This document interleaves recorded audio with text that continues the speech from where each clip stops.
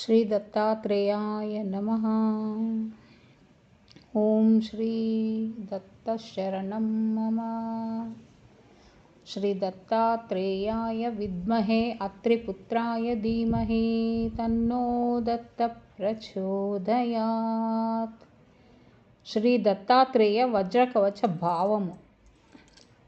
వేదవ్యాస, కలియుగంలో సంకల్పం ఎలా సిద్ధిస్తుంది? ధర్మార్థ కామ మోక్ష సాధనమని దేనిని చెప్పెదరు అని ఋషులు అడిగారు. ఓ ఋషులారా, తొందరగా సంకల్పాన్ని సిద్ధింపచేసేది, ఒకసారి చదివితే చాలు భోగమోక్షాలనిచ్చేది చెబుతాను, అందరూ వినండి అని వ్యాసుడు అన్నాడు. హిమవత్ పర్వత గౌరీశృంగం మీద కల్పవృక్షాలతో శోభిస్తూ మెరిసిపోతున్న దివ్య మహారత్న ఖచ్చితమైన హేమమండపం నడుమ పరమేశ్వరుడు రత్నసింహాసనం మీద కూర్చున్నాడు. ఆయన ప్రసన్నుడై ఉన్నాడు. ఆయన ముఖపద్మంపై చిరునవ్వు మెరుస్తుంది. అట్టి శంకరునితో పార్వతీదేవి, ఓ దేవదేవ, మహాదేవ, లోకశంకర, శంకర, సర్వమంత్రాలను, సమస్త యంత్రాలను, అనేక తంత్రాలను నీ వల్లే నేను విన్నాను. ఇప్పుడు వాటినన్నింటినీ విశేషించి మహితలాన్ని చూడాలనుకుంటున్నాను అని అన్నది. అలా పార్వతి పలికినది విని పరమేశ్వరుడు సంతోషంతో ఆమెను ప్రేమగా చేతితో నిమురుతూ ఆమెతో ఇట్లన్నాడు. నేనిప్పుడు నీతో పాటు వృషభాన్ని అధిరోహించి బయలుదేరుతాను అన్నాడు. అలా పలికి శంకరుడు పార్వతితో సహా వృషభం అధిరోహించి భూమండలం చూడబోయాడు. గౌరీదేవికి భూలోక వింతలు చూపిస్తూ వింధ్యాచల పర్వత ప్రాంతంలో సుదుర్గమమైన మహారణ్యమునకు చేరుకున్నాడు. ఒక చోట వారికి గొడ్డలిని చేత ధరించిన ఒక కిరాతకుడు కనిపించాడు. అతడు సమిదలు మొదలగునవి తీసుకొని పోవుటకై ఆ అడవిలో తిరుగుచుండెను. అతని శరీరము వజ్రము వలె దృఢముగా ఉండెను.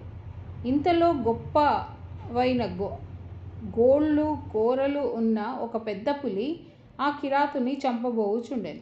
అయితే చాలా వింత గోల్పేడి చరిత్ర గల ఆ కిరాతకుడు తనను రక్షించుకొనుటకు ఎటువంటి ప్రయత్నము చేయలేదు. అతనిలో దుఃఖము లేదు, విచారము లేదు. పైగా సంతోషంతో నిర్భయంగా నిలబడి ఉండెను. తర్వాత ఒక లేడి పరిగెత్తుతూ వచ్చింది. దానిని చూసి ఆ పెద్ద పులి భయంతో పారిపోయింది.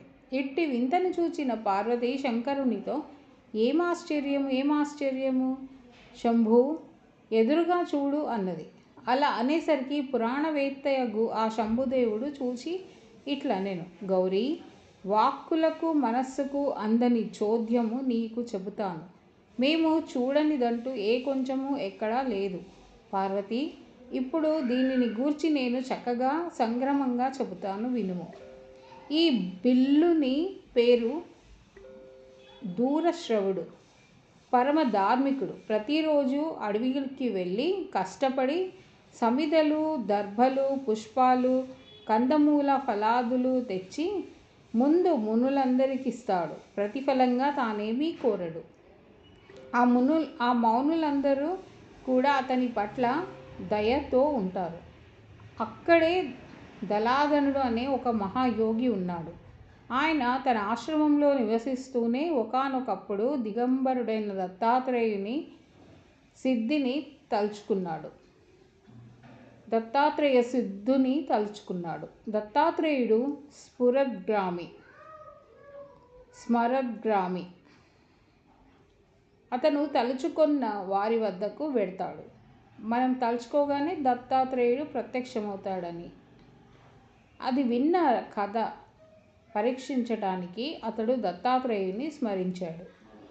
మరక్షణంలోనే దత్తాత్రేయుడు యోగీంద్రుడు ప్రత్యక్షమయ్యాడు. ఈ మాట స్ఫురద్గ్రామి అనే మాట విని దత్తాత్రేయుని తలుచుకోగానే వచ్చేస్తాడనేది విని అతను నిజంగానే దత్తాత్రేయుని తలుచుకుంటే నిజంగానే దత్తాత్రేయ యోగేంద్రుడు ప్రత్యక్షమయ్యాడంట. దలదాన మహాముని ఆయనను చూచి ఆశ్చర్య సంతోషములతో పూజించాడు. ఎదుట కూర్చున్న ఆయనతో ఇట్లనెను. ఓ దత్తాత్రేయ మహాముని, నా ఆహ్వానం విని వచ్చేశావు. నీవు స్మరుద్గ్రామివి అని జనులు అనుకునే మాట పరీక్షించాలని నిన్నిప్పుడు స్మరించాను. నా అపరాధమును క్షమించు అన్నాడు. దత్తాత్రేయుడు మునితో ఇట్లు పలికెను. నా ప్రకృతి ఇటువంటిది. భక్తి లేకుండా కానీ, మంచి భక్తి ఉండి కానీ, అన్యాలోచన లేకుండా నన్ను స్మరించిన వారి వద్దకు వెళ్ళి వారు కోరినవి ఇస్తున్నాను అని చెప్పాడు. మళ్ళీ దత్తాత్రేయుడు దలదాన మునీశ్వరునితో, నీకేది ఇష్టమైతే అది కోరుకో, నీవు తలుచుకున్నందుకు వచ్చాను కదా అన్నాడు. ఆ ముని దత్తాత్రేయునితో, మునిపుంగవ, నేనేమి అడగను, నీ మనస్సులో ఉన్నది నాకు శ్రేయస్కరమైనది అగు దానిని నాకు ప్రసాదింపుము అన్నాడు. మనం కూడా దేవుణ్ణి ప్రార్థన చేసేటప్పుడు మనకేది కావాలో కోరుకోకుండా మనకేది ఇస్తే మంచిదో భగవంతుణ్ణి తలుచుకుంటూ ఉండాలన్నమాట. శ్రీ దత్తాత్రేయుడు నా వజ్ర కవచం ఉన్నది తీసుకో అని ఆ మునితో అన్నాడు. అలాగే అని అంగీకరించాడు దలదాన ముని. ఆయనకు ఆ దత్తాత్రేయుడు తన వజ్ర కవచమును సంబంధించిన ఋషిని ఛందస్సును ముందుగా చెప్పి న్యాసం, ధ్యానం, దాని ప్రయోజనం అంతా వివరించి చెప్పాడు. ధ్యానంలో ఉన్న భావం ఏంటి? ఇక్కడ నిన్న చదివిన శ్లోకంలో, ధ్యాన శ్లోకంలో చదివాను కదా, అక్కడ దాని భావం ఇక్కడ ఇచ్చారనమాట. జగత్తు అనే మొక్కకు దుంప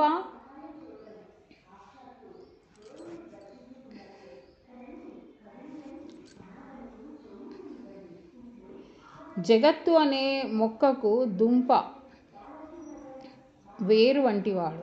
సచ్చిదానందమూర్తి యోగీంద్రచంద్రుడు పరమాత్మ అయిన దత్తాత్రేయునకు నమస్కారము. ఒకప్పుడు యోగి, ఒకప్పుడు భోగి, ఒకప్పుడు నగ్నుడు అయి పిశాచంలా ఉండే దత్తాత్రేయుడు ప్రత్యక్ష హరి స్వరూపుడు, భోగమోక్ష ప్రదాయకుడు. ఆయన ప్రతిదినము వారణాసి, కాశీపురంలో స్నానం చేస్తాడు, కొల్హాపురంలో జపం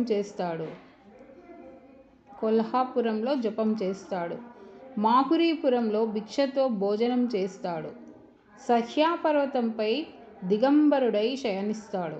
ఆయన ఆకారం ఇంద్రనీలమణిలా ఉంటుంది. ఆయన కాంతి వెన్నెలలా ఉంటుంది. ఆయన చిరుజడలు కదులుతూ వైడూర్యంలా మెరుస్తూ ఉంటాయి. ఆయన కన్నులు తెల్లగా ఉండి మైత్రిని కలిగి ఉంటాయి. ఆయన కనుపాపలు చాలా నీలంగా ఉంటాయి. ఆయన కనుబొమ్మలు, గుండెలపై రోమాలు, గెడ్డము, మీసాలు నల్లగా ఉంటాయి. ఆయన ముఖం చంద్రునిలా ఉంటుంది. ఆయన నవ్వు పొగమంచును తిరస్కరించేంతటి చల్లగా ఉంటుంది. పొగ పైన దత్తాత్రేయ నమః. సొగసైన కంఠము శంఖాన్ని మించిపోతుంది. ఆయన భుజాలు పుష్టిగా ఉంటాయి, పొడవైన బాహువులుంటాయి. ఆయన చేతులు చిగుళ్లను మించి కోమలంగా ఉన్నాయి. ఆయన వక్షస్థలం విశాలంగా బలిసి ఉంటుంది. చేతులు ఎర్రగా, ఉదరం పల్చగా ఉంటాయి. ఆయన విశాలమైన పిరుదులతో అందంగా ఉంటాడు. ఆయన కటిస్థలం విశాలంగా ఉంటుంది. ఆయన తొడలు అరటి బోదల వలె ఉంటాయి. మోకాళ్ళు, పిక్కలు చక్కగా ఉంటాయి. గుల్ఫాలు, చీలమండలాలు గూఢంగా ఉంటాయి. పాదాల పైభాగాలు తాబేటి పైభాగాల వలె విలసిల్లుతుంటాయి. అరికాళ్ళు ఎర్ర తామర పువ్వుల వలె అందంగా ఉంటాయి. మృగచర్మమును వస్త్రంగా ధరిస్తాడు. ఆ యోగి ప్రతి క్షణము తనను తలుచుకున్న వారి వద్దకు చేరుతుంటాడు. ఆయనకు జ్ఞానోపదేశం చేయటం అంటే ఆసక్తి. ఆపదలు తొలగించడం ఆయన దీక్ష. సిద్ధాసనం వేసుకుని ఆయన నిటారుగా కూర్చుంటాడు. ఆయన నవ్వు ముఖంతో ఉంటాడు. ఆయన ఎడమ చేతి వరదముద్ర, కుడి చేతి అభయముద్ర ఉంటాయి. ఒక్కొక్కప్పుడు ఆయన బాలుడులాగా ఉన్మత్తులు, పిశాచులు మొదలగు వారితో కూడి కలబడుతూ ఉంటాడు. ఆయన త్యాగి, భోగి, మహాయోగి, నిత్యానందుడు, నిరంజనుడు, సర్వరూపి.